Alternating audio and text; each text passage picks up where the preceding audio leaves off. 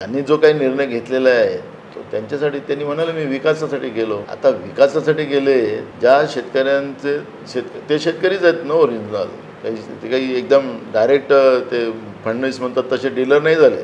फडणवीस त्यांचं काय म्हणाले ते फडणवीसांनी मागच्या लोकसभेमध्ये प्रताप चिखलीकरच्या प्रचारात गेले असताना त्याला हे लीडर नाही आहे, हे डीलर आहेत. दोनदा मुख्यमंत्री झालेत, यांनी नांदेडचा विकास केला नाही वगैरे असं मोठं भाषण फडणवीसाचं त्याचं बॉम्बीच्या ढेटापासून भाषण असतं ते. आणि 2 दिवसाच्या पहिले प्रधानमंत्र्यांनी आदर्श घोटाळ्याच्या बाबतची लोकसभेतच चर्चा केली ज्या व्हाईट पेपरच्या आधारावर.